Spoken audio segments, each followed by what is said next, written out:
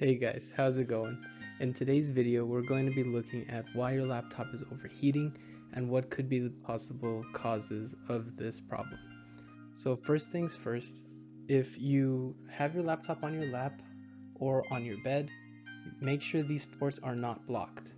If these ports are blocked, then the air will not be able to go in through the fan and out through the exhaust.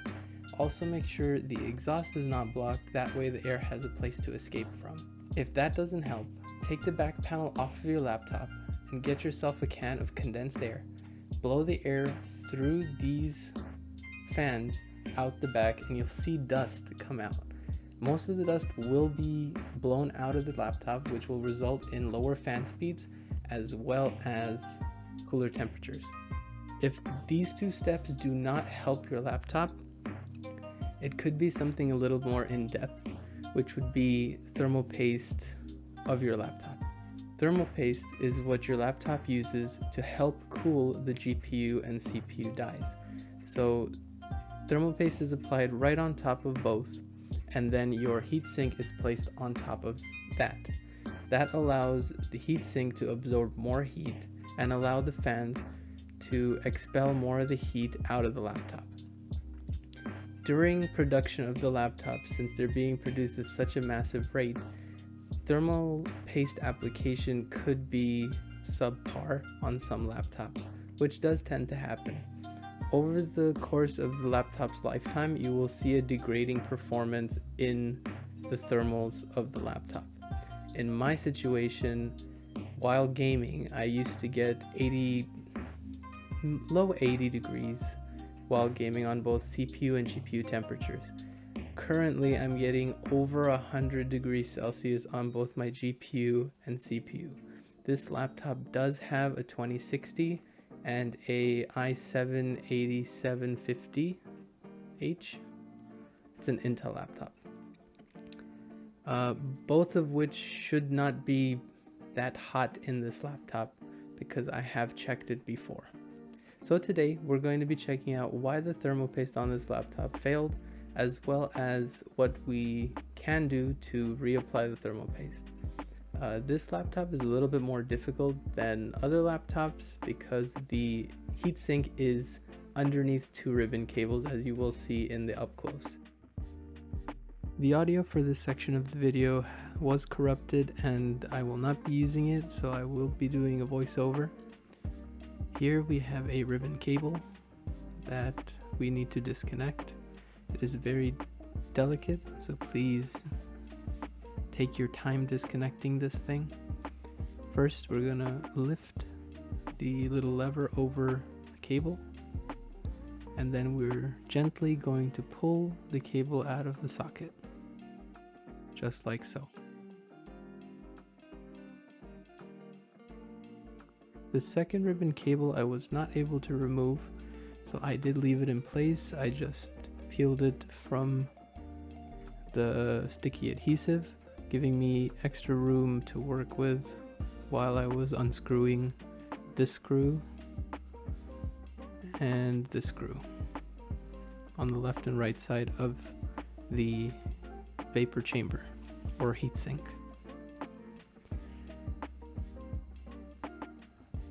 Take your time removing the right hand top screw. There are two wires that are for the Wi-Fi antenna, and you do not want to damage these.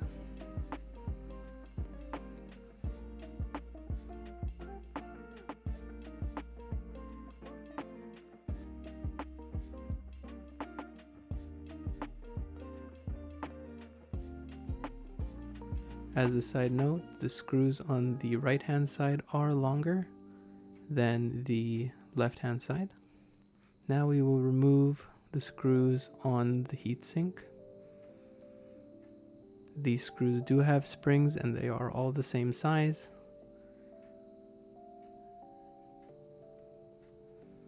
Please be mindful and do not lose these. These are very important items.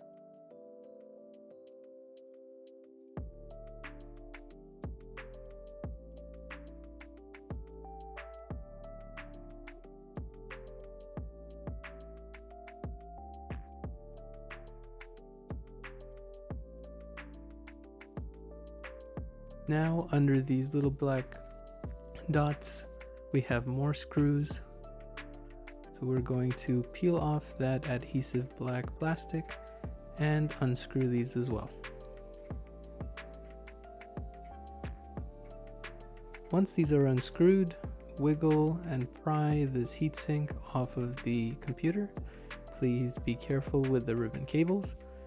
I used a plastic tool that I got from, I think, the 99-cent store. It worked perfect in helping me release the heatsink, and I removed it through the left side because there's much less interference with cables. Here we can see the thermal application, and it's very, very thin. Now we're going to clean these off, and look how thin the heatsink is.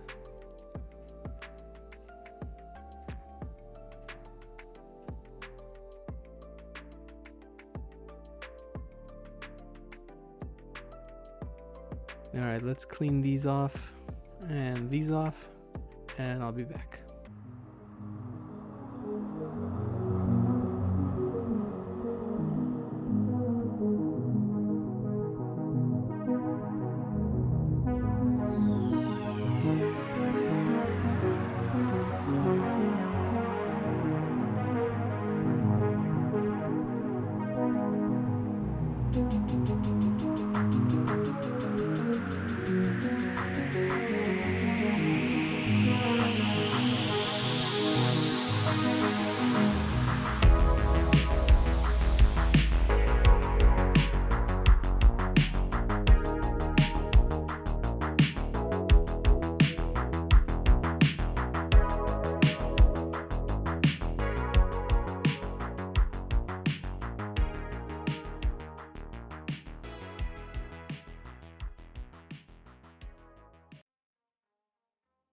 Now that the thermal paste has been applied, I am going to reseat the heatsink and give it a gentle press, and then start screwing in the heatsink from the center to the outside in kind of like a star-shaped pattern.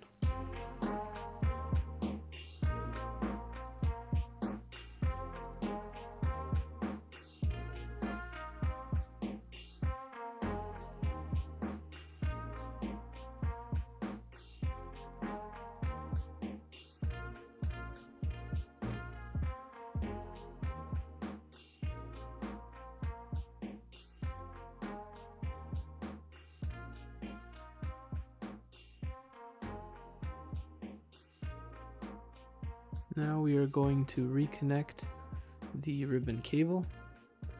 Make sure it is seated properly and give it a gentle push into place. Also remember to flip the bracket back over. Then screw in the two corner screws for the heatsink. Readjust the wires.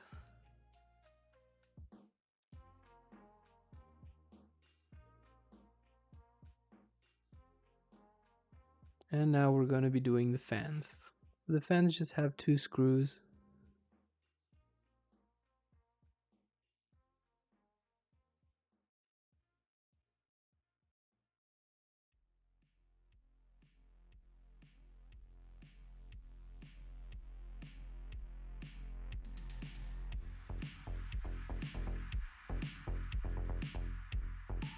Definitely a lot of tech packed into such a small laptop, especially considering it's an i7 8750H and a 2060 graphics card, and not the Max-Q variant either. There are two small plugs for the fans that you must plug in. These were the most difficult to plug in because they are so small. I had to use a plastic tool to help me push it into place, but once it was in, it was fairly easy to line up against its pins.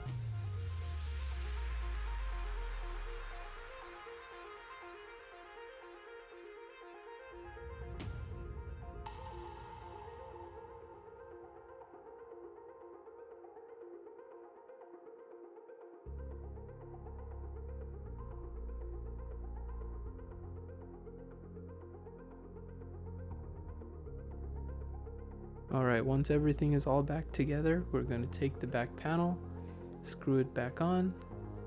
Alright guys, so amazing results. We managed to go from 100 degrees Celsius all the way down to 82 degrees Celsius while on a 3-hour gaming session, which is an 18-degree reduction in temperatures. That's amazing, to say the least. Just by repasting your laptop, you can probably get similar performance to what I did. Idle temperatures did not change much. We were getting between 66 to 70 degrees on idle before, and after we're getting about 56 to 58 degrees on idle, which is still a significant reduction in temperature, but it's not as drastic as the gaming performance. Fan speeds and noise levels have also dropped dramatically because of the increase in thermal performance headroom. Also, we are not suffering any frame drops or stutters while gaming, which is great. If you like this video, please leave a like, subscribe if you want more content about tech. I also have other videos coming out that are going to be other hobbies of mine. Maybe one about my current desk setup that I have going on. And also, let me know if you like the darker back, or like in the intro, the lighter back, because I'm recording at different times, so I just want to know what looks better. Does this look better? Does the other one look better? Alright guys, leave a comment. Thank you so much for watching. I'll catch you in the next one.